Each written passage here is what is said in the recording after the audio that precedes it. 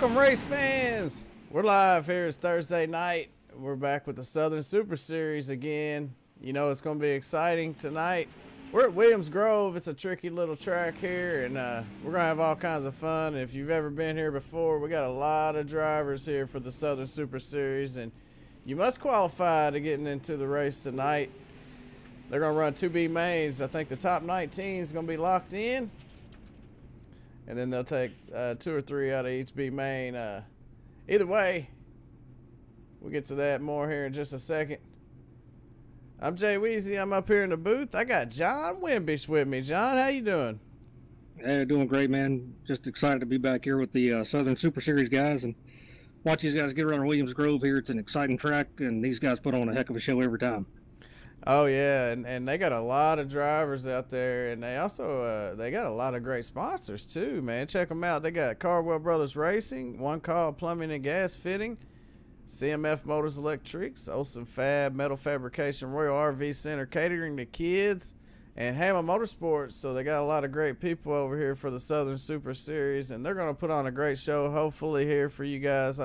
Now, the reason why I say hopefully is because this is a tricky track, man, and you know, you see quite a few cautions here normally, and hopefully we won't have that here tonight, but you never know. And hey, if you're out there watching, I appreciate you tuning in here to SRTV Network, and we're gonna get right to it. They're gonna jump right into qualifying here, and hey man, who you think's gonna get on the pole here tonight? Well, you know, it's hard to say the way they get these guys out there. Sometimes you're better off getting out there first. Sometimes you're not. So we'll just have to wait and see. But we got some fast guys up there. Devin Rooks in practice laid down a 20.357.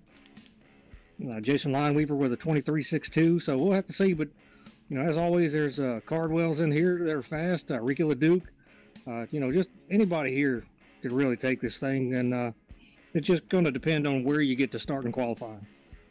Yeah, I mean, 20.357 here is no slouch. So Devin Rooks is he's the fastest in practice, and like you said, Leo Pina is up there too. He's in third with a 20.405. A lot of fast drivers here, and we're going to find out how fast they really are because they're switching over right now to qualifying. They're going to head on out. It's going to be group qualifying. Going to have a couple cars at a time. Each of them get 2 laps to put down the fastest lap as they can. And I believe they're going to take the top 19 are locked in.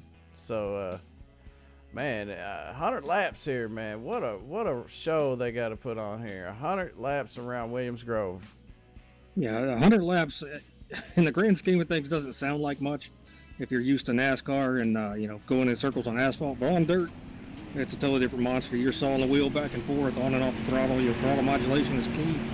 Hitting your marks every time, adjusting to the track. As it dries out, the line moves up, or you're trying to get around somebody. It's a lot more driving involved here on dirt, so you can really get exhausted doing this. Yes, I understand it's a simulator, and you're not really being thrown around. You're not really burning up inside the car, as I've done it in real life, so I know what it feels like, but it's still exhausting to sit here and do. Well, some of these guys are wearing VR, so it's pretty close to being inside the car. You know, and you would know, you run VR quite a bit. Yeah, I do. I love the Oculus. It really helps you figure out your lines a lot better. You know, where to hit your apexes or what line to hit and how to hit it and how close you are to a guy. It really enhances the racing experience overall. And that's the biggest thing for me was, you know, wreck avoidance. Obviously, it's helped tremendously with that. But it helps a lot with any type of racing here on iRacing, so I'm a big fan of it, and can't wait to see what some of these companies come out with to make it just a little bit better. Well, right now we got Steven Bourdeau out on the track. His first lap's a 20.741, but he's out there with Blake Follmer. And Blake Follmer, he's pretty fast. He threw down a 5.27 on his very first lap. Let's see what he's got for his second lap. Steven Bourdeau with a 5.54. That's pretty quick. But he's not fast enough to knock Blake off. Blake, he's going to hold down the top right now with a 5.27. Yeah, both of those guys picked up from practice, so it looks like, you know, maybe be on the lookout here for this track to be a little bit faster here in the beginning stages of qualifying, and I look for it to maybe fall off a little bit towards the end. So these guys going first are definitely going to have the advantage, I think.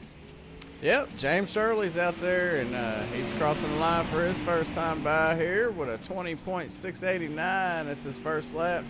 He gets one more lap around here. And one of the things, if you're out there and you've never ran here at Williams Grove, or if you've never been on iRacing before and you're just watching because it looks cool or whatever, this track, man, you got to slam on the brake and whip it on in there and let it slide around a little bit and then get back in the throttle as needed. You know, every now and then, if you're in a sprint car or something, you can probably just whip it in there. But I think they're using brake here in these late models. Yeah, absolutely. In the late models here, they all have 4 calipers. The question is, do you have the right front connected or not? And the reason that you do that is to help get the car slowed up a little bit. Maybe, you know, keeping it straight coming off, or you want to connect it so you can swing the rear end out. It's all kind of driver preference and feel for the most part, but sometimes guys do it, sometimes they don't. It's just, for me, and even in real life, it was all about the feel and how you get around the track. So definitely have 4 on there, but they may only be using 3, and it allows that right front to just continuously move, or they've connected it and it slows that right front down as well. Yeah, we're looking at Hayden Cardwell here. His first lap puts him on the top with a 408, 20.408. And if you're interested in the points, they were tight last week, and they're really tight again this week. Last week, we had a tie for first between David Cardwell and Garrett Niebruegge, and James Normoyle Jr. was only 10 points behind them. All right. Well, this week, James Normoyle Jr. is tied with David Cardwell, and Garrett Niebruegge is only 5 points behind, so the top 3 is really tight. That's hard to do with a 100-lap race, too, I'd have to say. 3 guys that close in points. Yeah, it really is, especially with the talent they've got here in this league. And every race that they do has been a great show. I know a couple weeks back we went back to Charlotte when they first came out with that track.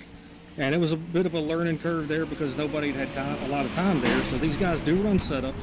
They can adjust it. I look for, as qualifying goes, for some of the guys going to make the right adjustments for the track as it gets a little bit drier here with their air and suspension, things like that. So we'll see how that works out for them. But they put on a great show, and I don't expect it to slow down here tonight. This is a great track for racing, good side-by-side action, and you're definitely going to see some door banging. Absolutely, I would agree on that.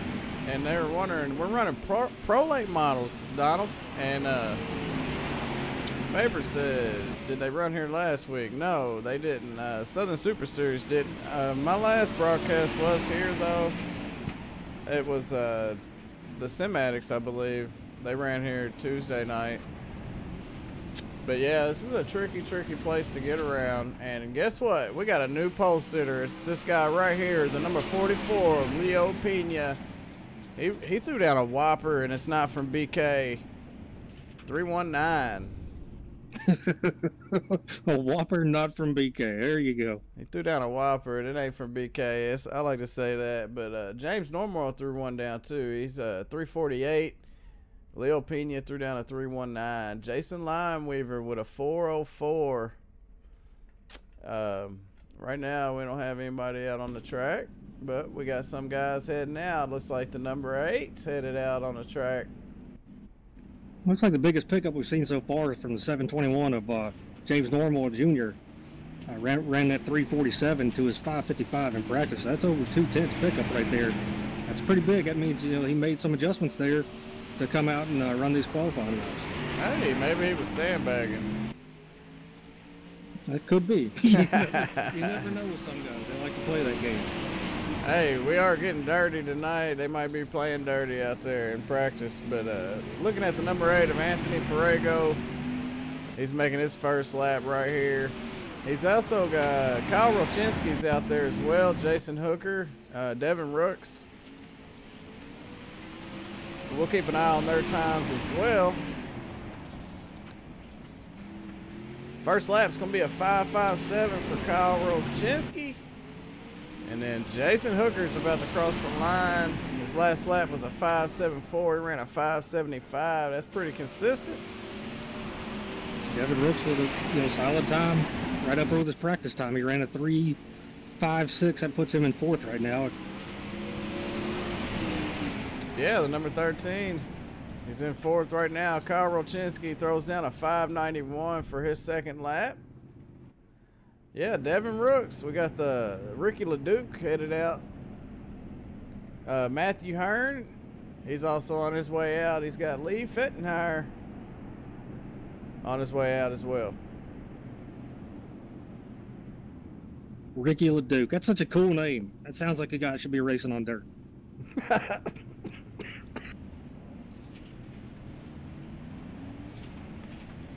Wow. Yeah, I think I just killed you with that joke. Yeah, I got choked up on that one. That wasn't even a good joke. I was being serious. Looking at Matthew Hearn here, he's a little bit sideways there, coming to the green flag there. Let's check out Ricky LeDuc. Since we were talking about him in the number 96, he's usually pretty quick. We have to keep an eye on him for sure. Leo Pina still got the fastest lap, a 20.319. Ricky LeDuc with a 525, 508. Wow. A lot of fives. Yeah, absolutely. Right here in this amount of qualifying, this time of qualifying with the track stake being the way it is, it's pretty steady overall with all the cars right now, but still some good pickup from these guys to qualify from their practice. That's going to do it for Ricky LeDuc. He ran a 5.53 on his second lap. Lee Fettenheimer, he ran a 20.672 there. Puts him in 15th. So you want to get up in the top 15, top 18 for sure. That way you're locked in. We got Samuel Senior on his way out, the number 3 car. Also, Garrett Niebruegge.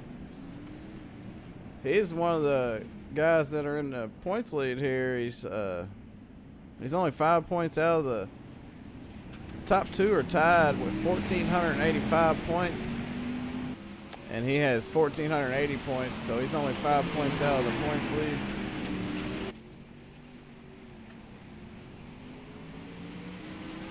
We got Greg Caldera. He's out there running some laps as well.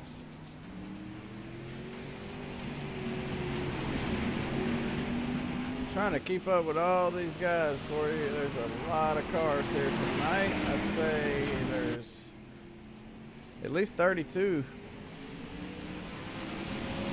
Yeah, watching some of these guys, a lot of them, running different lines here. Some of them are throwing that thing in there. We saw Ricky LeDuc doing that earlier. Garrett Niebruegge here in the 19. I was watching him taking a pretty easy entry in here. Nothing too crazy, not getting the rear end kicked out too much, and slowly backing it and driving it off on the bottom. Yeah, right around the bottom too. His first lap was a 4.75. His last lap there was a 20.555. Whoa. He hit the wall there pretty hard. He must not have been too happy with his qualifying run, but hey, Garrett Niebruegge, he's going to be 8th. Greg Caldera is 11th with a 20.539. That's Greg right there in the 119. Let's see who we got out there. Tootie Arnold, Kyle Beck, and Josh Phillips are out on the track right now. Tootie Arnold's coming across to take the green flag for his first lap. That number 12 machine. And you got to remember though, it's great to be fast and sit on the pole. It obviously is an advantage to you, but the biggest thing is this is 100 laps. There's none of that stopping and grabbing tires and things like that. These guys have got to run 100 laps on what they've got, so you got to make those right adjustments for the long run. For those last 30, 40 laps. Yeah, Tootie Arnold's first lap wasn't quite what he was wanting there, and Hayden Cardwell said he just got the track today, so he's still a little new, a little green to it, but he threw down a pretty good lap considering that. Right now he's in 6th place. Threw down a 408, so that's pretty good. Yeah, and if you never run any laps here, it's very difficult to get a handle on it at first. It's one of the harder tracks, I think, because you carry so much speed, going into 1 and into 3, and the corners are not that banked. There's very little banking here, so you're really dependent on hitting your line and getting the thing swung around there and getting the power back down to the ground. I agree with that totally, and it looks like the fast way around right now is on the bottom, and the groove's just now starting to come in there. Did you see Scotty Grabanski? I don't believe it's going to count the second lap here. He had a little bit of a contact with another car there. I believe it was Randall Carter, the 37 machine. We also had Dustin Sizemore out there. He threw down a 20.622, puts him in 18th. So he's right there on the bubble with Kyle Beck. Kyle Beck has a 20.634. David Cardwell, he's right now 20th with a 659. So a lot of these guys having a little bit of trouble with this track here. Yeah, it seems like the guys that have gone later in qualifying here, dealing with the track drying out a little bit, not getting the grip that they want, and not getting a fast time. So, kind of behind the 8 ball here, so to speak, is you have to qualify, last in the session here. So, not a big help to them, but if you make the right adjustments here, trying to stay out of trouble, you can work your way back up to the front. Yeah. So what are you saying? The later on in the run, the more cars that run, the slicker and the slower you get because you're losing time sliding up the track. Well, essentially, if you don't have the setup right, for a dry track, if you're just going to go out there and put down laps or whatever, you miss the set, then basically, the track gets dry. You're going to spend a lot more time sliding the tires. You can't get them to hook up. You can't get the power down. If some of these guys don't feel comfortable, taking that higher line or the middle part of the track to get that run off, because a track like this, you really are going to start using that higher line as the run goes on. And we'll see that in the course of the race. But for qualifying, the guys are trying to keep it around the bottom. Problem with that is the moisture goes away, you don't have any grip down there, and you're just going to slide up to the middle of the track anyway. Yeah, I think we're wrapping up with qualifying right now. We're going to run 2B mains, and that's going to let a couple more cars make it in to the feature race here. 100 laps coming to you, going to hit you smack dab in the face tonight here from Williams Grove on SRTV Network. Me and John Wimbish up in the booth. How about that, John? I appreciate you coming up here with me. Yeah, I appreciate the invitation as always. I enjoy doing it and enjoy watching these guys. I love dirt track racing. It's a lot more exciting, I think. Provides a lot better racing than, so much more action going on. And it's hard to keep up with all at one time, but, do the best you can. It's not quite as easy to keep up with as asphalt racing is. Lots of action here, 3 and 4 wide sometimes. So you never know what's going to happen on dirt. Anybody can win these things, especially at a track like this. You throw the thing down in there into 1 or 3 and you think you got it. And next thing you know, the rear end's coming around, or you get into it too much. It's loose. It comes around. The guy taps you from behind. And next thing you know, you got a big pile up. So that's why I love dirt racing, because anything could happen at any time.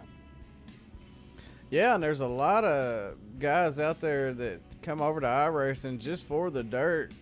They do have rallycross. They have the road side of things, the dirt side, and then the NASCAR, the oval asphalt side. And, a lot of people have come over to iRacing just for the dirt. So the demand on the dirt side is a lot.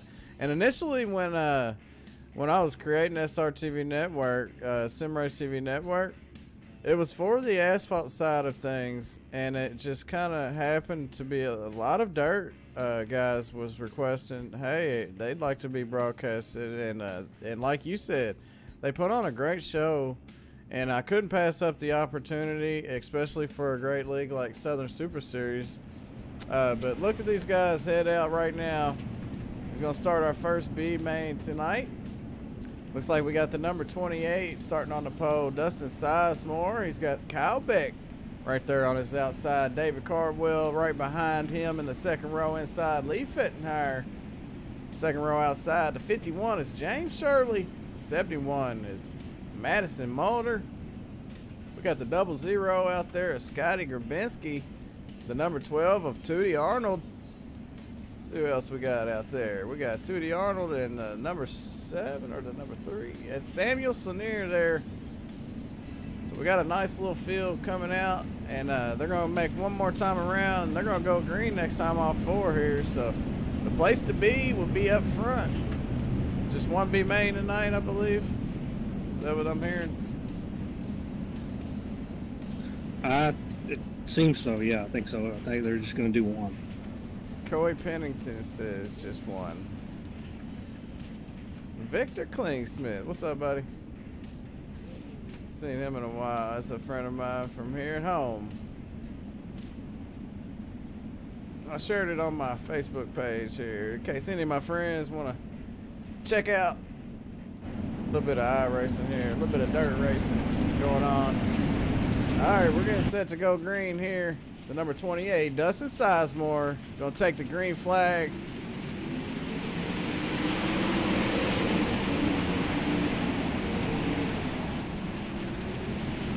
Big jump out there by the first 351 goes high. 12's right in the middle.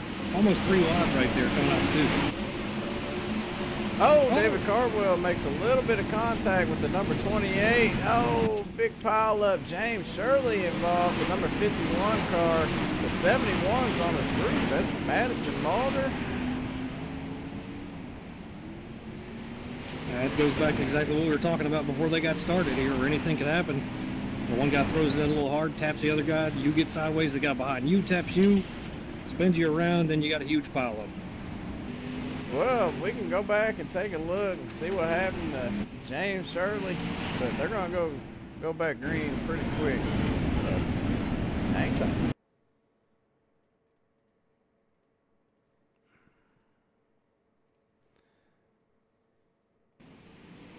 Oh, no.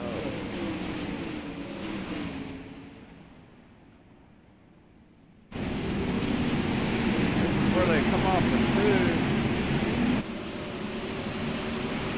Battle between David Cardwell and the 28 of Dustin Sizemore there, and I feel like Shirley just got caught up in that, and the 71 as well. We'll go back live here and make sure these guys ain't booking it around, and they're not. They're still under yellow, so wow, what a wreck there. The 71 ended up on his top. Yeah, it's pretty massive. I believe we're going to be going green here as they've all got them stacked up here single file, so see if they... Well, looks like maybe we're going to take one more lap. In double file restart. Okay, double file restarts. Sound like somebody's got a broken rim. Nick Rocheski. Come on, man. See, that's why I don't look at Facebook comments, because there's so much going on out there on the Facebook side. But I do appreciate y'all for tuning in. We're being go green one more time here. We got the 26 of Kyle Beck leading them off to the green flag.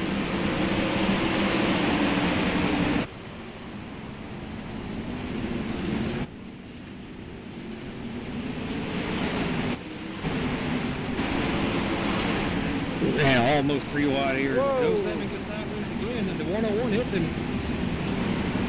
Wow. Oh, David Cardwell's having a rough night tonight here. And they're still wrecking down the front stretch here. It ain't no caution that time. All right, now we got one.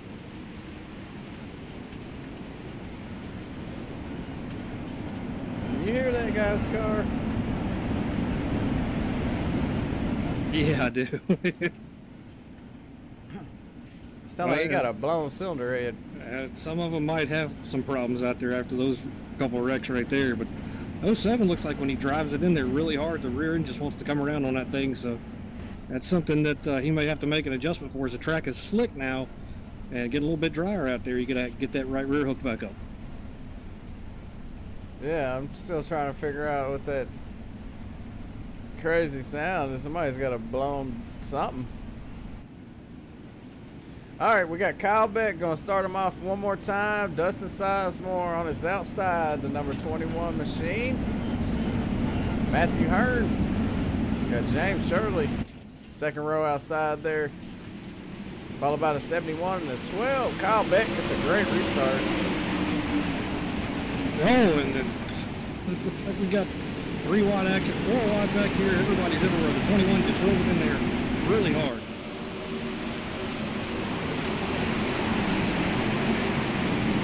Everyone trying to work his way around the bottom here, trying to get around that second place car. Yeah, it looks like everybody's wants the bottom, but they'll take wherever they can get.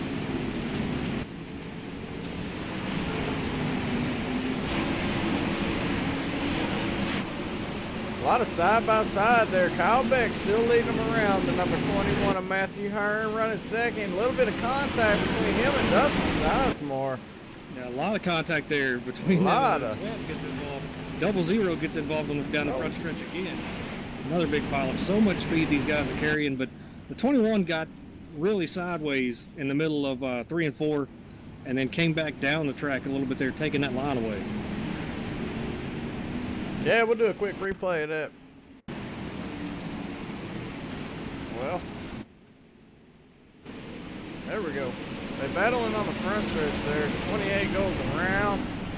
Oh, then he gets punted by the 12, ends up on his roof, and then we got a pile up there in turn 1. Wow. A lot of tore up race cars on that one. Hey, mama.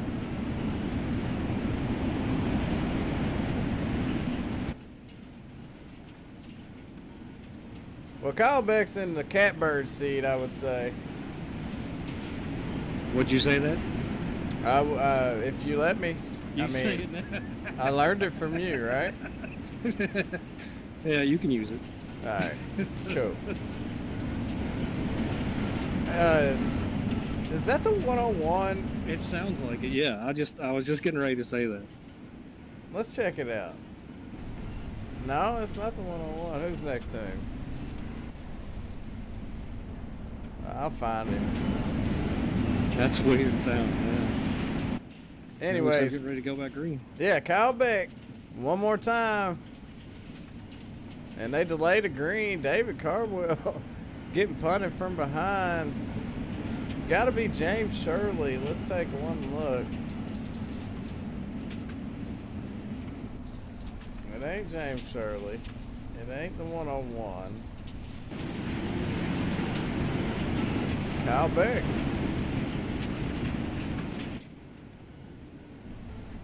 Yeah, it's Kyle Beck. Well, he's got an awful fast race car to be making those kind of sounds here. Oh, the 71 gets knocked out of the groove on the restart. Kyle Beck.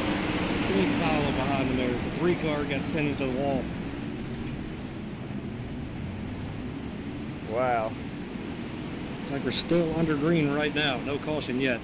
The 26 still leads with the 51 and the 101 behind him in third. Now the caution's out, so we'll go back and take a quick look at that restart here. Wow.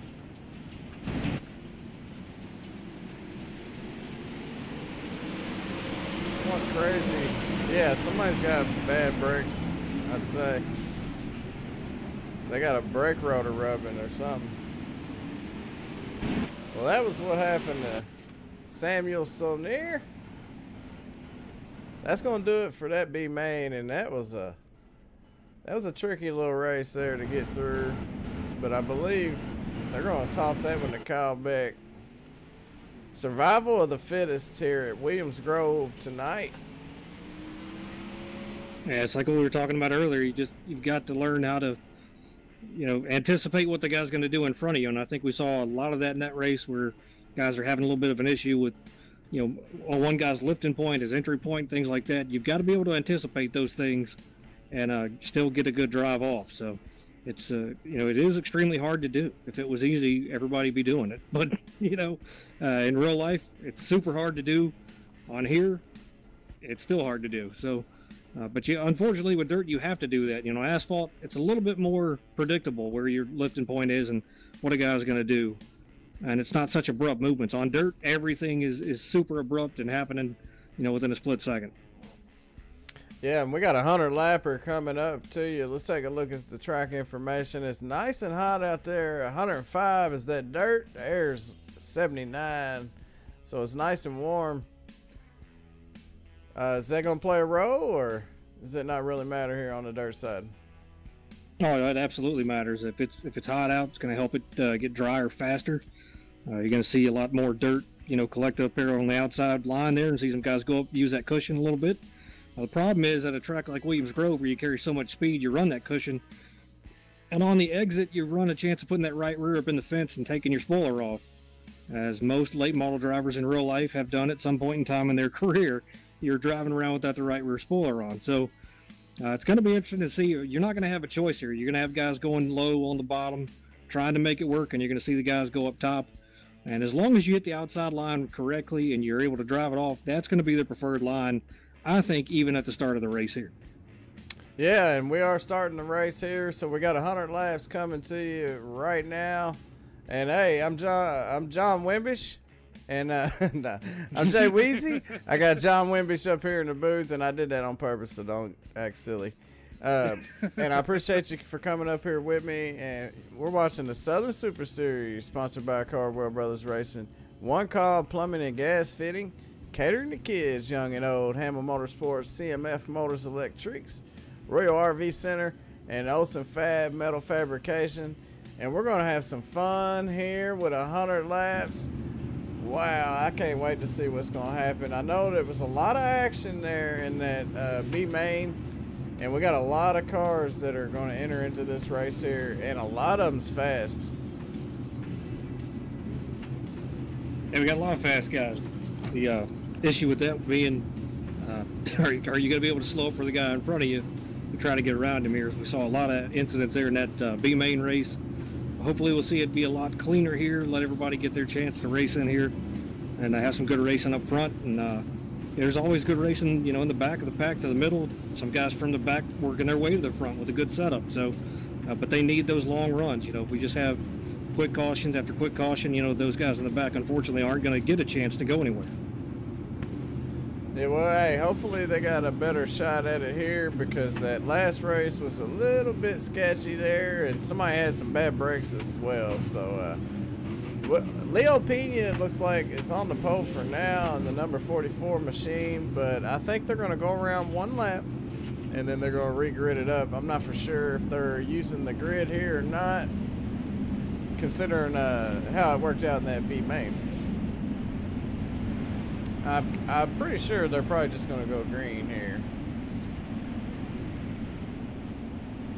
Either way, James Normoyle Jr. is right there in the 721 car. Keep your eye on him. He's tied for first with David Cardwell. David Cardwell's in the 07 machine. And Garrett Niebruegge is only 5 points behind them. So watch out for them three cars right there. Them's the ones I'm going to be watching for. And John, you got any picks for tonight? Well, you got to say, on a track like this, we've seen some guys. Devin Rooks is fast. Normoyle is fast. Leda and Pina, super time right there. So, I would say I would look for Pina to have a good race. Devin Rooks probably have a good one. Hayden Cardwell's another one. So, those are my three. How about that? I'll pick those three. Hey, you picked some good ones. I mean, you picked one of them was one out. All right, we got Leo Pina starting up front in the number 44 machine, and we got the number 8 sitting on his outside. That's Anthony Perego. James Normoyle Jr. second row inside in the 721 car. Devin Rooks in that number 13 machine. We got the 50 car third row inside. Jason Limeweaver, the number 2 on his outside. Hayden Cardwell, the number 11 of Russell Snelling's fourth row inside, and the 37 of Randall Carter, the 19 of Garrett Niebruegge, and the 29 Josh Phillips. So we're getting set to go green. We're going racing, John. Great start by the 44 up there out front. First 4 cars up there by themselves. We see the 2 of Hayden Cardwell using that high line right here, trying to get around the 50 on the inside. Yeah, the first half of that pack made it through there very well. A little bit of cautious on their side. 96 of Rick and Duke got in some trouble there. Yeah, not so much in the back. I believe they had a little incident there. We'll go back and take a look. See what happened. Oh no.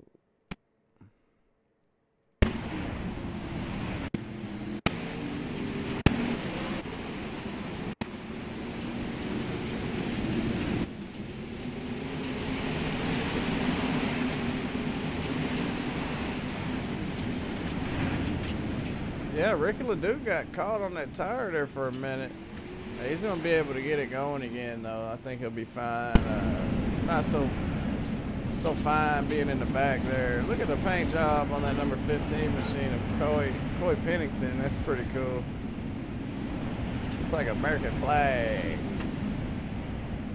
What's up, Chase Galvin? Ain't nothing wrong with that. America. America.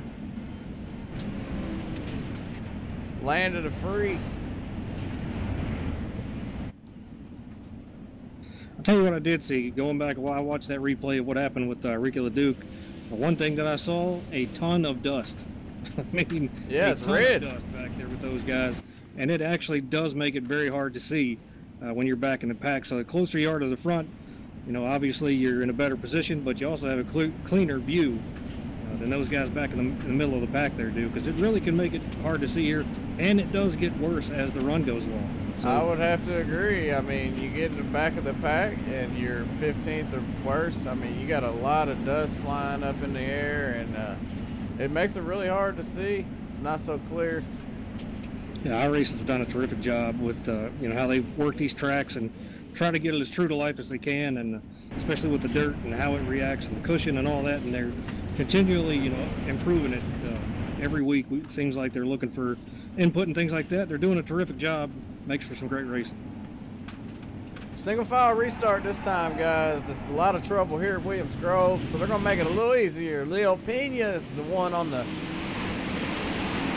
He gets to take good advantage of that there. Shoots out of like a rocket right there, and he's got the 8 behind him here on the bottom. Everybody right now fanning out a little bit, using that bottom, trying to get some laps in. And I love the idea of a single file restart on a track like this. This track is really tricky. We seen it Tuesday night when I was doing the cinematics. And anytime I'm ever here at Williams Grove, it seems to have a few cautions, and single file restarts definitely help that. Yeah, it does. It helps everybody get a good clean start, get the racing in there, take care of your stuff, and you can burn your tires up dirt racing as well. So you've got to take care of your equipment here too. Just because, you know, we see a guy out front and he's running away with it, it looks like, you know, if he burns his stuff up, you can catch him. You just got to stay steady on the throttle and not get ahead of yourself. Race the track more than you're racing the guy in front of you.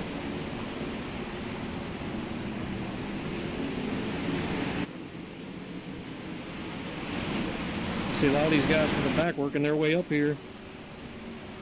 Yeah, they're getting up to about 120 miles an hour there before they tap that brake or do whatever they got to do to get that thing sideways through the corner.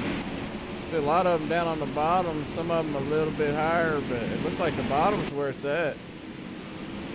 Yeah, 13 and 721 are all over each other, and the 13 gets a good run in the corner here. You see him catch up to the 8 a little bit, and he's right on him, but the 8 gets such a great drive off, and that's because he's keeping that thing low, getting the power down. He's not getting it too sideways. He's able to drive it off straight, and that's the trick with these cars. Just like in a sprint car, the straighter you can keep the wheel, the more it helps keep the power down and helps you be faster. Right now I'm looking at James Normoyle Jr. He's in a good spot right now. He's in 4th. They'll put him in the points lead if it was to end right now, but we got 90 more laps to go, so it's not quite over yet. He's got a lot of work to do before it ends tonight, but he's looking good for now, and hey, hopefully he can keep it up there. Yeah, I think he's just pacing himself right now. You can see he's really not pushing it right here. Got a good look on the inside of that 13, but he's not pushing it, the issue. You know, just kind of let him slide back up there and just keep working on him, stay on those guys, wait for them to make a mistake, and then you can pounce. Now you see Leo Pina starting to increase that lead right now. It's 1.4 seconds over Anthony Perrigo and then Devin Rooks. He's starting to get the pressure from James Normoyle Jr. Jason Limeweaver in the 50 car all over the back end of James Normoyle Jr. You see James take the advantage when Devin Rooks slips up. That's all it takes is one mistake and you're in there, and you gotta go, man. You gotta go. And you see the 13 kept that momentum on the outside there. James had it locked down on the bottom. You know, gave himself plenty of room there trying to get around it, but the inside just does not have the grip when you're side by side with another car like that. Yeah, you don't quite get that run off like you need there, so Devin Rooks holds on to that 3rd spot.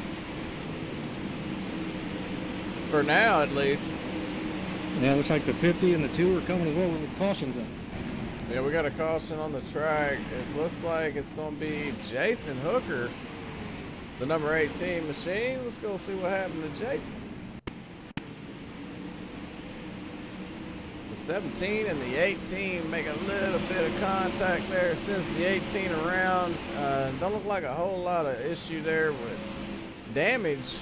So he'll be able to get that thing going back around and get.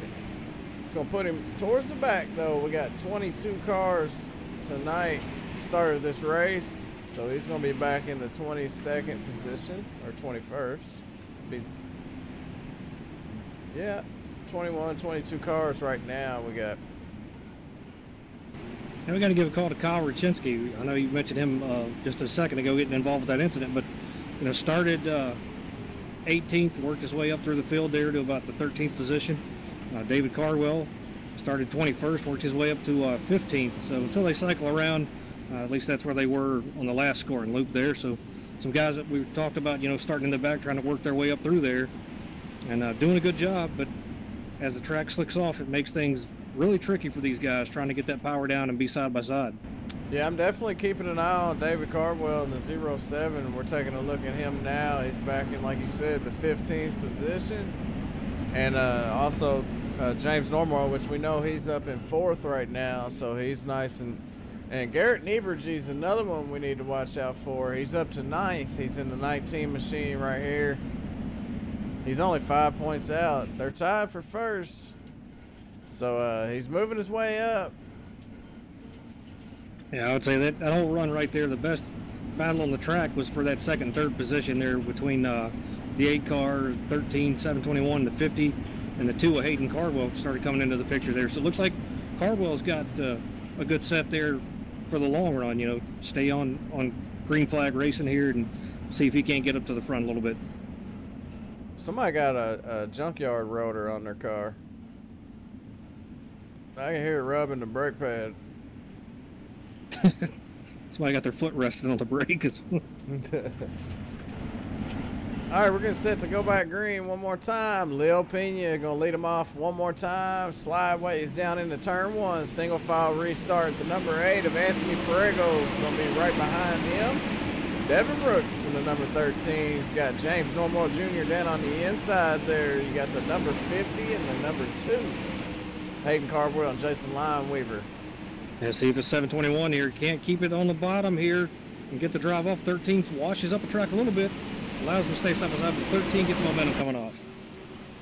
Yeah, you can't make that pass on the bottom, obviously, so you're going to have to stick it in there and get around on the high side somehow. So you're going to have to set it up, huh?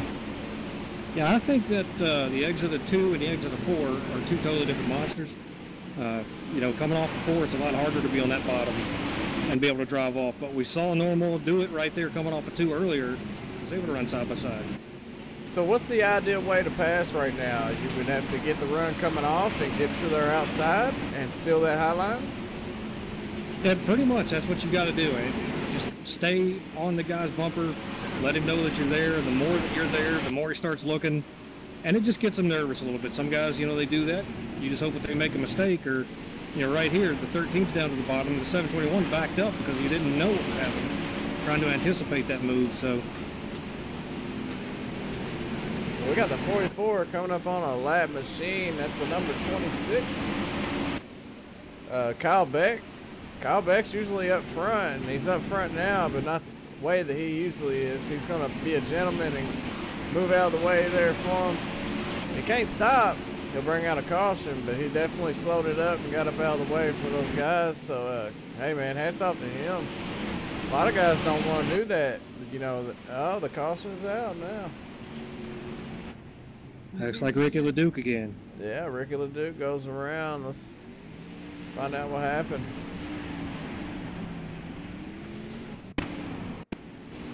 Also the 101, I believe. Let's see here. The 101 and the 18s together. Let's find Ricky LeDuc. Ricky LeDuc's got James Shirley on his inside. They make a little bit of contact there. He taps that wall and throws him up into the outside there. The 101 with nowhere to go. He does a 180, a quick flip around, and he's going back the right way there, and then the leaders come right back. So they didn't have much time to get it back going before the leaders were already back around on them. We'll take a look at your top 10 right now. We got Leo Pina, Anthony Perego, Devin Rooks, James Normoyle Jr., Jason Lineweaver rounds out the top 5.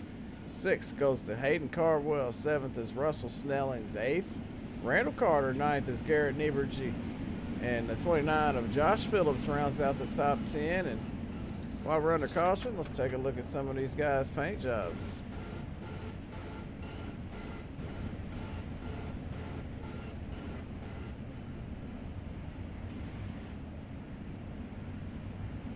These guys put in a lot of work. There's a CMF Motors Electrics machine right there, James Normoyle Jr. They put a lot of work into these paint jobs, so I like to show them off. Team Friday. It's a cool little car. Jason Lineweaver right there. Hayden Cardwell. Looks like they're going green.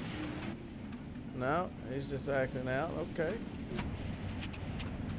Yeah, they should be coming to 1 to go here. I was wondering, yeah, the lights are still on the pace car. They just went off.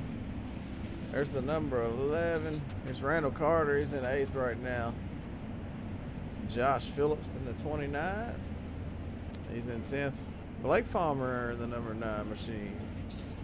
He's in 11th right now. Steven Bourdeau. Kyle Rochinski.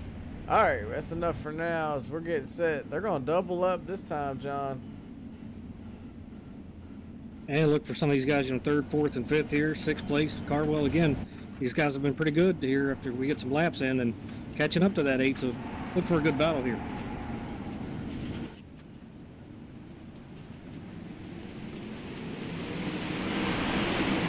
Let's 44 gets a great jump there.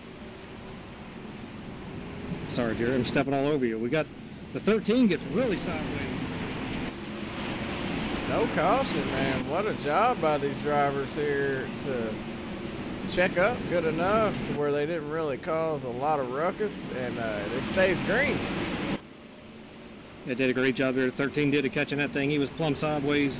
Got to turn back around, but the guys behind him did a good job of checking up and letting him get it gathered back. Yeah, and the best place to be here is up front where Leo and Anthony Perego and James Normoyle Jr. are. I mean, you definitely don't want to be further back in the pack tonight here at Williams Grove. You watch this 8 car right here, you're going to see the 721 here catch up to him, on entry there. The 8 car right now, to me, looks like he's just searching around for grip. He's been running up top, he ran the middle. That time he ran the very bottom. So we're going to see what happens here. And the 721 gets really sideways on the 2 washes on the track. Yeah, I'd like to jump in the car with Anthony right now and let's take a ride and see what he's doing out there. Looks like he's just kind of, like you said, searching around a little bit, but he's playing it safe. Yeah, the biggest thing is just carrying speed, and that's, you've got to figure out where you can do that at. And sometimes around the very bottom, you bog it down. You don't have an exit here. See the 721 peeking down to the inside of the 8 here, falls back behind him. Might try it again on exit here coming off the 2. Yeah, James Normoyle Jr. just can't quite get around Anthony Perego. He finally got around, I believe, Devin Brooks. Big throw in right there by the 721. Just unbelievable. Oh, contact between Randall Carter and the number 2, Hayden Cardwell. Now they get it gathered back up, and they're still going. We're going to stay green here. But saw that big power slide there by the 721, throwing it in there deep. The 8's trying to fight back and come back on him here on the inside. Hey, these guys are wheelmen, I can tell you that right now. They know how to hang on to these cars. Now, they might have a little issue banging on each other or whatnot, but they know how to hold a wheel for sure. Yeah, the other thing is these guys are going to want to get these positions sorted out. The one guy that's enjoying all this right now is Leo Pina in the 44, the leader right now. Just allowing him to pull away the more these guys run side by side and make it harder for each other. They're looking good right now as they're coming through 3 and 4 here, crossing the start-finish line. Lap 34 out of 100. Looking good for Leo Pina. James Normoyle then took over that 2nd spot. Hayden Cardwell in 3rd. Anthony Perego in 4th, and Randall Carter rounds out the top 5. It's switching up a lot. Devin Brooks dropped back to 8th in the number 13 machine. And if you watch that 2 car, especially over in 3 and 4, you'll see if he goes back to the high side here, you'll see how that thing really bites and grips down on the track here. He's going to throw it to the inside, and we got a caution.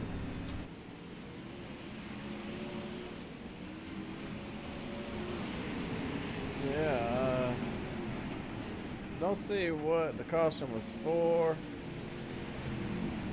from up here. There was a car going into the pits. Let's see, who was that? The number 10 of Steven Bourdeau. We'll go back and take a look, see what happened to Steven Bourdeau. He's got the number 17 behind him. Oh, no. Boy, if he wasn't going around, he sure went around after that. A little bit of contact there helped him go around. They were just trying to get him back going the right way, I believe. But he's back out there. He's got a brand new paint job on that thing. He went in there and got all the dents beat out of that thing. So he's back out on the track here. Let's go back up front here. James Normoyle Jr., man, I tell you what. Tied for first with David Cardwell right now. David Cardwell is 15th still, so he hasn't gained very many spots since the last time we've checked on him. He is back there with Kyle Beck, Blake Follmer, Jason Hooker, James Shirley, all those guys. Lights go off on the pace car this time by. Now, looking at lap times here, last several laps in the race, Leo Pina, our leader, just put down some phenomenal laps here. Still running, 20.7s, very steady laps. And the guys behind him just honestly don't have much for it right now. So we'll see if that, stays true here throughout the races. We still have a long way to go. Is he going to have the setup for the long run? But Hayden Cardwell in that 2 car is really starting to come on here. Yeah, Hayden Cardwell's always fast. Leo Pina's always fast. James Normoyle Jr. is always fast. There's a lot of fast guys like Randall Carter, Garrett Niebruegge, Devin Rooks. All those guys are really fast. So we got a stacked field here tonight, and we're back green. Leo Pina still up front. James Normoyle Jr. got his hands full of Hayden Cardwell. Hayden Cardwell down on the bottom. We got the caution back out again. Yeah, there's a big pile up behind those guys. Yeah, that was a big one.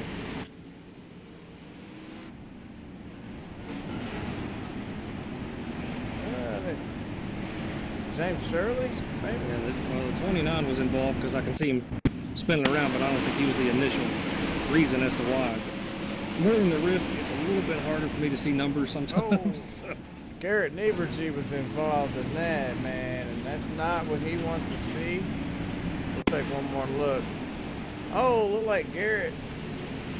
Hold on, one more time here. Let's do it one more time. Garrett Niebruegge's on the inside. Devin Rooks on the outside. Randall Carter gets a little tap from Devin. Sends him around. I did not see the 07 in that one. So David Cardwell slid through there. So Garrett Niebruegge. James Normoyle Jr., he might win this race if he can get around Leo. He's pretty fast and he's very consistent. But can he do it? Can he get around Leo? The one thing you can't do is let the 44 get a monster restart like we've seen him doing here and get up there and be able to run away with it. Then you find yourself in second or third with a side-by-side battle for, lap after lap. You're just allowing that guy to get away. So you got to get the position sorted out. If a guy's faster than you for a lap, let him go. You run him back down, get back around him. Patience is a key. Sometimes it's hard to do that, especially on dirt. But some laps are not going to be as fast as others. Some guys going to throw it in and really want a spot for a second, and then you just have to be patient and then take it back away from him and know that over the long run, you've got the better car and the better setup. Yeah, well, I mean, being up front, that's the benefit of being up front is you get to start the race off. You get the benefit of getting that nice little lead going off down into turn 1, and it's your job as second, third, and fourth to keep him from getting such a great restart. Hey, Blake, but, I mean, hey, being up front, that's the benefit of being up front. Pace cars in, green flags in the air.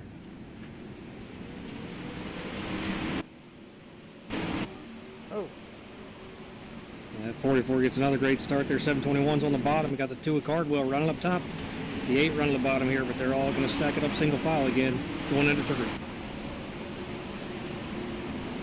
Hayden Cardwell there in third place there. He just couldn't get around James Normoyle Jr. on the high side, which is quite different than what we were seeing early on in the race. We're on lap 44 out of 100, and it looks like the high side's moving as well as the low side, so it's quite a battle going on out there right now. Yeah, we're starting to see these guys, you know, they're moving up the track there, but the 721 especially is being really aggressive when he throws that thing in there. The 44 as well, you see him doing it, but 721 for sure, trying to carry as much speed as he can, throwing that thing around. And the problem with that is, as the track is dry and you throw it, you're very aggressive, that thing will come around on you in a heartbeat. We're looking a little bit further back in the pack here with the 101 of Josh Helms. Randall Carter's there, Garrett Niebruegge in the 19. Also the number 15 of Coy. And that beautiful red, white, and blue car. Garrett Niebruegge slides it on in there underneath that number 15 car. Couldn't quite do it there on the bottom. Was this one tough place to pass at. It is. I'm going to tell you who just made a pass. It's the two of Hayden Cardwell taking over the second position from James Normoyle Jr. Well, that's the first time I've seen somebody pass James this race here. I've seen James make a few passes, but let's see if Hayden can run down Leo Pina. Leo's been very, very fast here for the first 47 laps. He's led every lap so far in this race. Now is the chance. Hayden ran a 7:44 last lap to Pina's 7:75. Now that lap was a little bit different. Leo Pina was a little bit faster there, about 3/10 faster than the two of Hayden Cardwell, but Hayden Cardwell's up there, he's out of traffic, and all he can see is the back end of Leo, so it's just got to run him down now. Yeah, we're only at halfway here as we come to lap 50 out of 100, so still got a long way to go. He's got plenty of time to do it in. James Normoyle Jr. ain't gave up yet. He's fighting back. Well, he ran a faster time that time. He ran a 6:54 to Cardwell's 7:83. So, again, as I said earlier, your times are not going to be the same. One guy's going to be faster one lap than you the other lap, and you know that's a beautiful thing about dirt track racing is you've got to hit everything just right, or you know the guy behind you might be a 10 faster, and then next thing you know he's up on your bumper again. Yeah, and I noticed that you'll run a really fast lap, and then the next lap will be 2 or 3 tenths off, and it's like you get the car so wound up going around, it kind of throws you off on that next lap. So you run a really fast lap and then a not so fast lap, but James Normoyle Jr. is looking good right now. He's the fastest one out of the top 10 with a 20.615 that time by, as he slides through 3 and 4 here as they cross the start-finish line for lap 53 of 100. Leo Pina is still leading this one. And the biggest thing is going back to, you know, we're talking about lap times. You know, once you get, you know, kind of settled in, you know what your line's going to be, especially as the track slicks up like this. You know how to run it. You felt yourself now be more aggressive. It can kind of lull you into a false sense of complacency, and you're like, all right, maybe I can drive harder because I'm doing that now. And what you don't understand is you're already on the edge with what you're doing, and you go to really throw it in there. The next thing you know, you're really just sliding tires and losing a lot of speed. Yeah, and that's when you lose a lot of time there when you start sliding up the track, or if you stay in the throttle there, you got a lot of wheel spin there, you'll kind of back it up right into the wall. That's a lot of problems that I have anyways. But hey, I'm no dirt racer. I get out there and run around every now and then. One thing I know is right now the top 3 are starting to check out there over Anthony Perrigo. Anthony's in 4th right now, and there's quite a bit of a gap there, 1.5 seconds between 3rd and 4th. And one thing that these guys in 2nd and 3rd are going to hope for is, you know, we stay under green flag conditions here. The 44, Pina is going to be coming up on lap traffic, and we're going to see if that's going to be hard for him to get around, or if these guys are just going to kind of give it to him and let him go. 100 laps at Williams Grove is a job. I guarantee you that.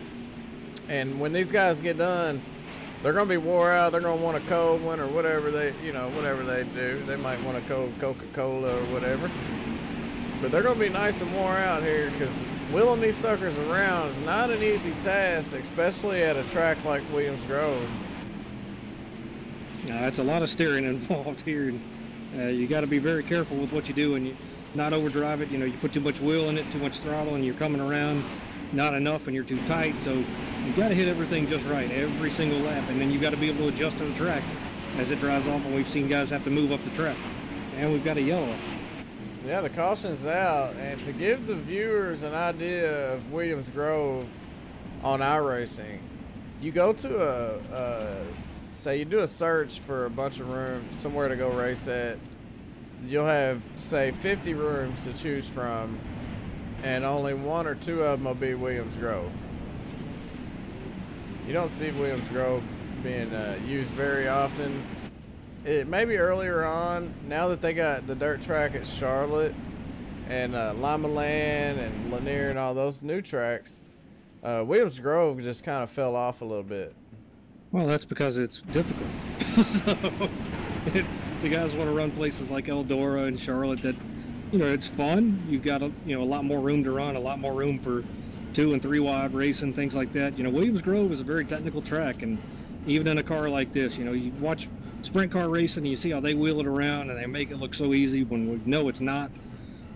But it's a lot easier to keep it straight, you know, and run side by side and pull those slide jobs off. In this car, you've got something that's so much heavier, you know, a lot more power.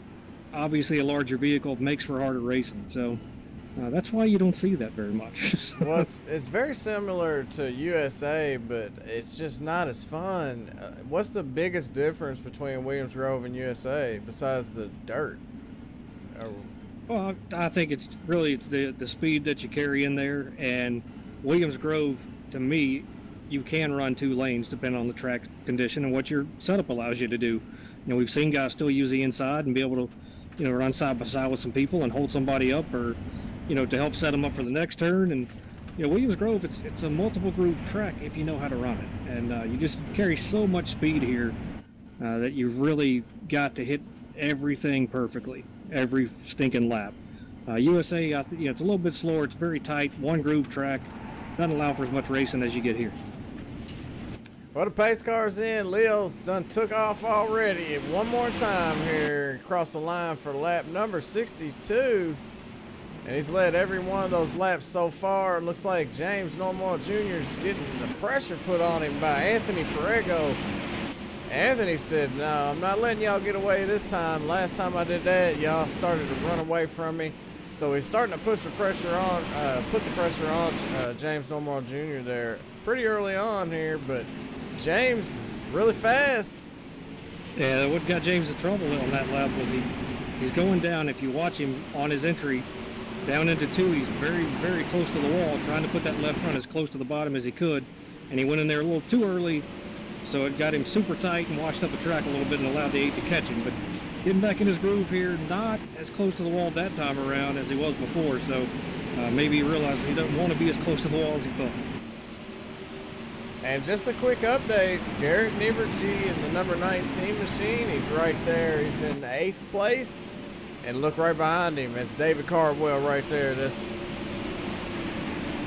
we got to give a call to 17. Kyle Raczynski, you're starting to move up the ladder and come to the front now. He's racing with the 11, got around him. And now he's going to go to work on the 8. Kyle Raczynski, he's very quiet out there. But he's definitely very quick as he's up to 5th. And he ran a 20.6 earlier on, so we know he's quite capable of it. And one thing I noticed is their times have slowed down quite a bit. It's been a very good fall off here for these guys. So starting to see the guys that had the setup for the longer run, you know, that's coming into effect now, and that's what you got to have. So there's a certain portion of the race where you're giving up track position for your setup. Oh, and Kyle really drives it in there hard and gets into the 8. They collect it all back together and keep going, but this 17, watch him, he's carrying so much speed in the middle part of the track here, and he just really rammed the 8 right there.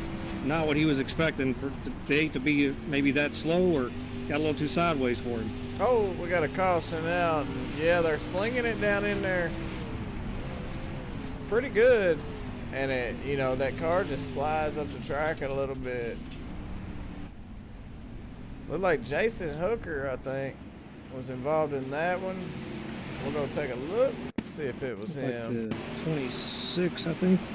Yeah, the 26 and the 101. Oh, golly. Oh, little activity there. Yeah, that hurt a little bit. The 101 and the 26 make a little contact. Steven Bourdeau, wrong place, wrong time, as well as Jason Hooker, the number 18, wrong place, wrong time. And hey, that's racing right there. Wrong place, wrong time when you come through and they're wrecking. Yeah, a little post-caution activity between the 18. I was watching the two. He's just kind of drifting down the straightaway. That was pretty cool. I tell you what I want to do. I want to go back and look at that from his instant replay. He's a wheelman. I don't know. Oh, Hayden Cardwell, man. He's a trip. He's very, very quick. Right now he's in second. Leo Pina is still leading him around. He's the leader. He's led 69, about to be 70 when they cross the line, and he's definitely got a shot to lead all 100 laps here tonight. He definitely does. His times have just been phenomenal. Done a great job on his restarts. You know, not getting anything jacked up, not overdriving, just, you know, being very simple with it. And, that's what you got to do sometimes. Just, you know, don't overdrive yourself. What happened to Hayden?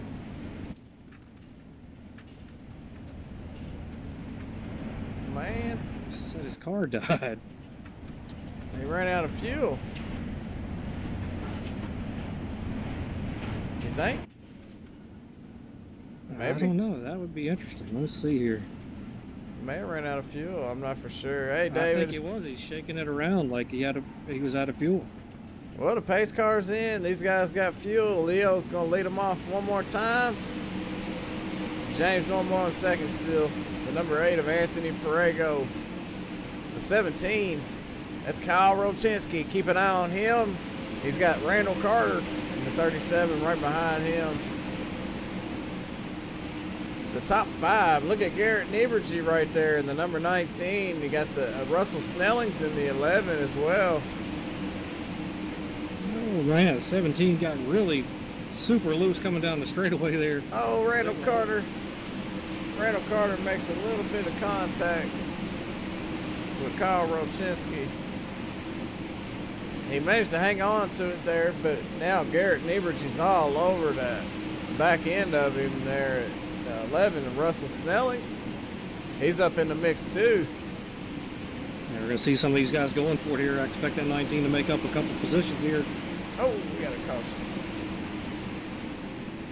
Jason Hooker.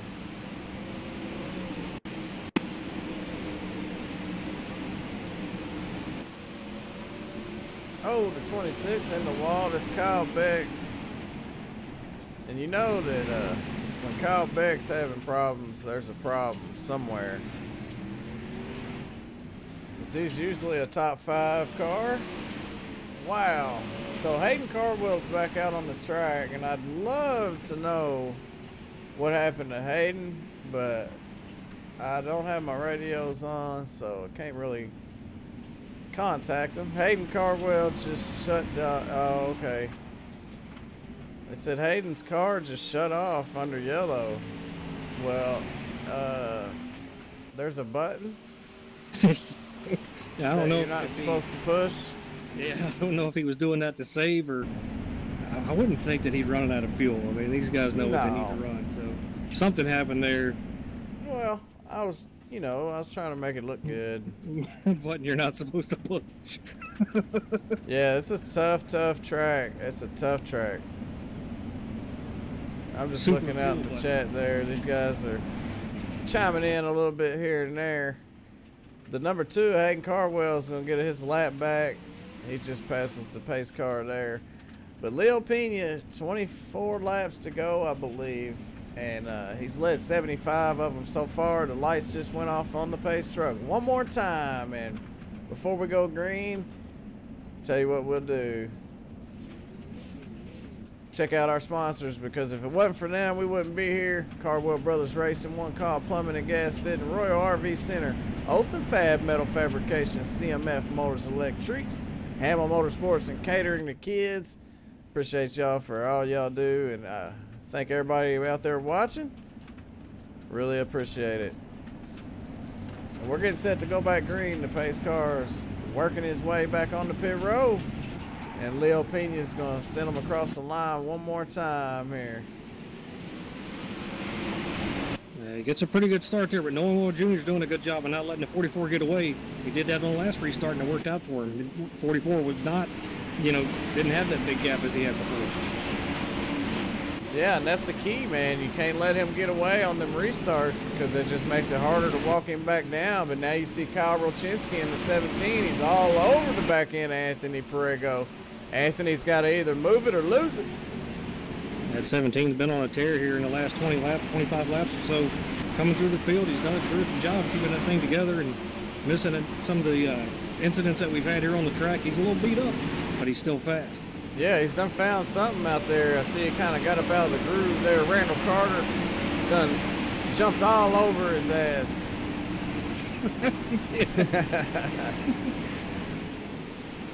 And Normal over here starting to rate, you know, track the 44. Look, you done got me jacked up. I can't think now.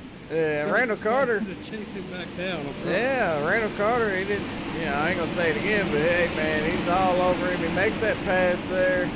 He gets around him. Or no, he don't. That's Garrett Niebruegge right there. Look at Garrett go. I tell you what, he's going to come out of here with a good run, I guarantee you, because we got about 19 to go, 18 when they cross the start-finish line. And he's only 40 points behind, or 5 points behind the points leader, which is James Normoyle and David Cardwell.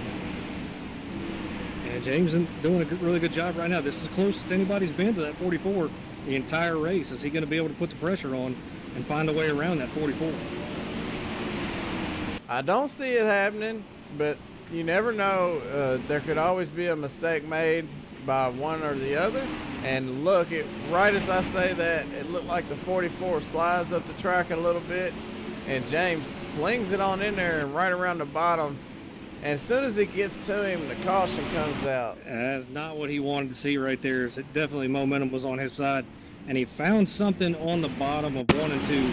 He really stuck that left front down, and we saw him do that earlier. We talked about putting the left front down there, see if he can't get a little bit of moisture or what's left anyway. But he did a terrific job. I didn't think that would work and the car would stick, but he made it work. You know you're good when somebody hits you and wrecks themselves, and you keep going. That was Hayden Cardwell there. He got a little tap from behind, and he kept it straight, and they brought out a caution flag. Let's see where Hayden's up to. Hayden is up to 16th. And I believe he's on the lead lap. He just got his other lap back now. So. Yeah, so he's on his lead lap now. So that's good for him. The caution is good for him. Yeah, nobody else is a lap down now, so looks like we've got people 10 laps down and so forth, but they're not on the track, so it's going to be interesting here. I think the only person that may have something for the 44 is going to be the 721, but the question is, you know, he can catch him. We've seen that. Is he going to be able to get around him? Is he going to be able to get that drive off if he uses the bottom like he just did? And you know, the 44 has a lot of momentum around the top. I don't look for him to change his line and what he's doing. Just trust the line and trust, you know, what your momentum, and that you're going to beat the guy off of the corner there. So we'll see how it works out, but going to put the pressure on for sure.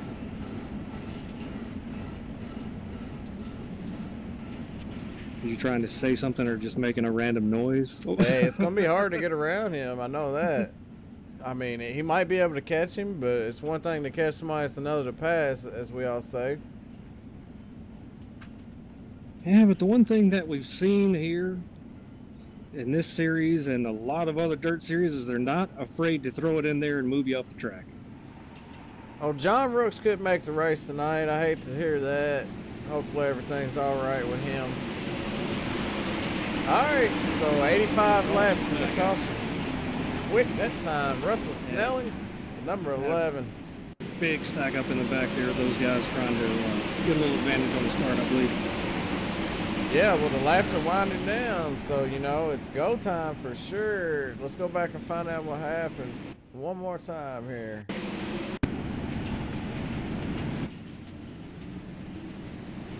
Oh, the 19.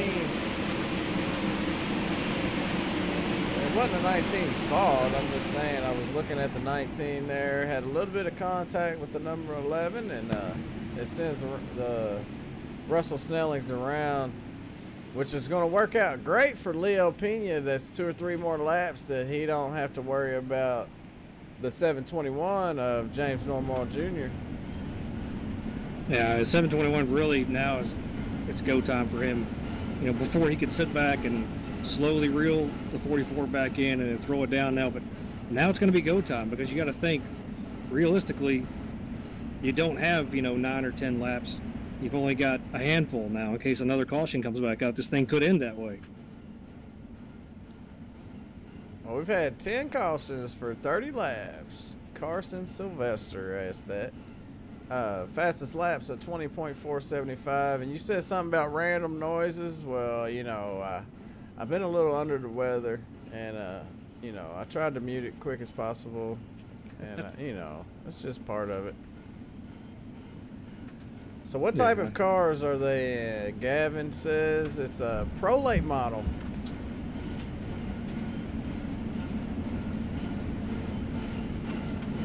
Very throttle happy Pro Late models. They like to be under power, so that way you get them to turn, and that's how they work best for you. So not like the Limiteds where you're limited on power and it's all about carrying momentum for the most part. And all that. So these things like to have the throttle involved, and some of these guys do a great job of it. But there's one guy that's going to be in that throttle pretty heavy is going to be the 721 here. My bad. It wasn't my bad, but I fixed it.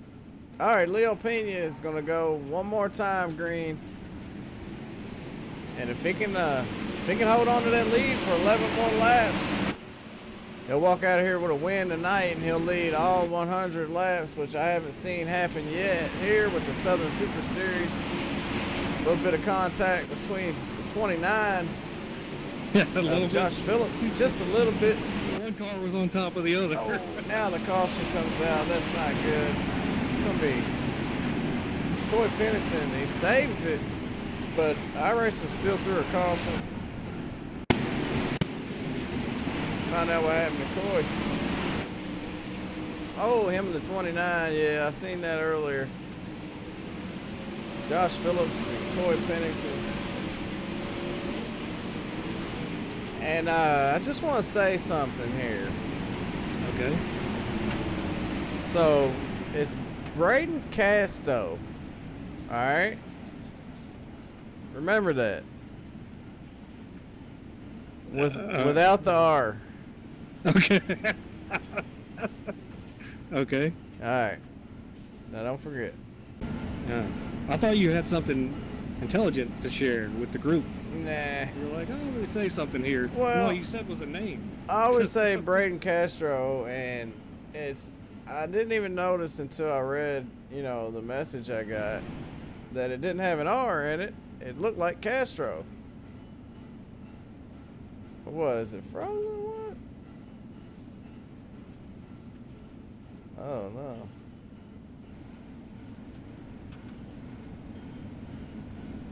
Let me say something. Well, you know the 44 loves all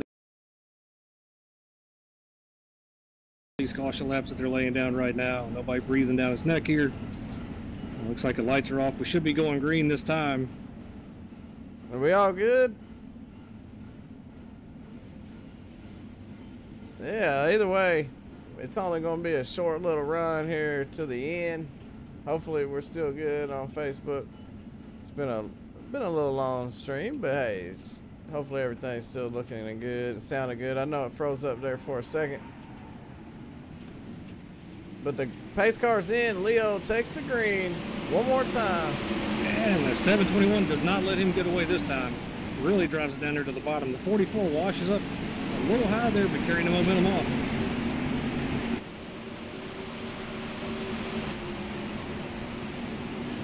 You got the 37 inside of the 17 back there. But here comes James Normoyle Jr. on the inside, side by side. Can he do it on the bottom here? He's down underneath Leo Pina. James Normoyle Jr. has been trying to catch him for quite some time, and he just couldn't quite make it that time by, but hey, he's still got a little bit of time.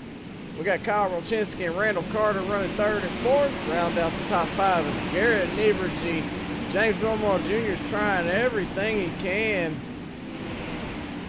And the 44 is doing the right thing. He's running his line up top, and he's saying, if you want around me, you're going to have to do it on the bottom. The problem with that is you can't get the drive off that you need. He can pull up beside of him, but he can't clear him, and the 44 knows that, so he's going to stick to that outside. Yeah, it's hard to pass on the bottom. We've already seen that. And, you know, like you said, he's running his line. That's all he can do. I'm interested to see if he can make a pass. He's definitely going to give it one more shot. When will he do it? We'll find out. Took a look right there as we had a little stack up in the back with some other guys back there, but obviously the battle right here is for, you know, first place to see if James can get around him. I don't think he's going to be able to do it. He just can't get the drive off he needs, but it's going to be a good points night for him. Great points night, but hey, we're coming to the white flag. It's going to be one more time by. Oh, he can't quite pull him on the straightaway. He slings it back down in there. He's got a nice run on the bottom. We'll see what happens here throwing into 3 and 4. He's going to be aggressive with it. Right around the bottom of the track there, down by the wall. He's got a shot at it. They drag race to the start-finish line. He just couldn't quite pull it off.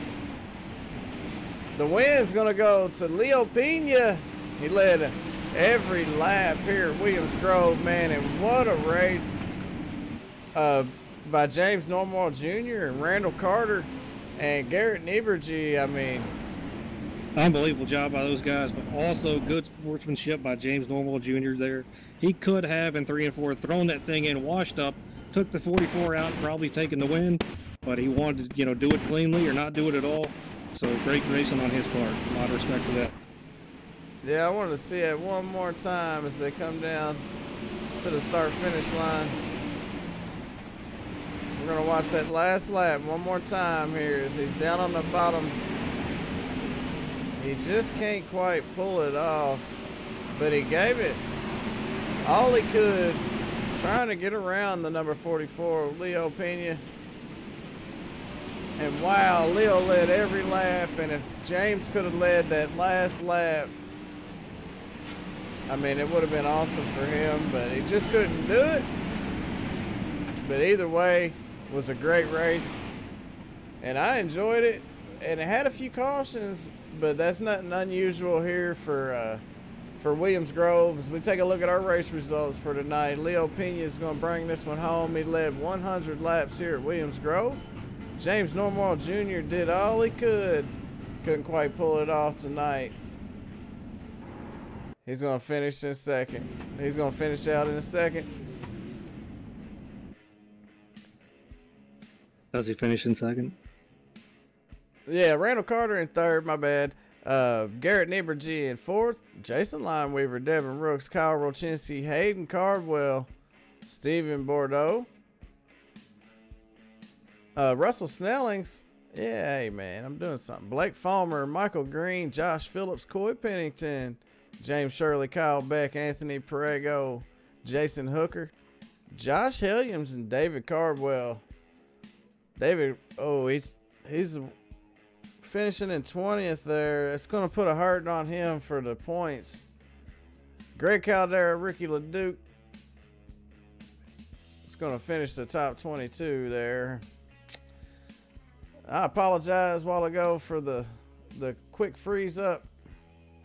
And we don't have radios with these guys, or I would pull the top 3 up here for an interview. Sorry about that, Carson, Sylvester, and yeah, I apologize one more time for that freeze up there at the end, but you didn't miss nothing. We were under caution. And what an exciting race there to finish it out. James Normoyle Jr. tried everything he could to get around Leo, but Leo, he was fast, and there wasn't a whole lot he could do to get around him besides try what he did, and he couldn't do it on the bottom. So what'd you think about, John? It was a good race. You know, there at the beginning, you know, we saw that 44 just really take off. Obviously had a great setup from start to finish. I think the 721, you know, given a couple more laps, could have had something for him to possibly get around him. But, you know, really the 44 was just super strong all night. But we saw some guys be very patient with it. And, you know, hats off to the 17 of Kyle Rachinski, started 18th and finishes out in 7th place. Steven Bourdeau in the 10 started 14th, finishes 9th. So some guys started out back, coming up to the front. Hats off to those guys. Great race. Yeah, I thought it was great for Williams Grove. I mean, you know, this is, like I said, it's a tricky track. I've said it plenty of times tonight. And, hey, if you're out there watching, I really appreciate y'all tuning in here for the Southern Super Series. I'm John Wimbish, and I'll quit doing that. All right, I'm Jay Weezy. I'm up here with John Wimbish, and I appreciate y'all for watching. Until next time, you know what I say, keep getting dirty.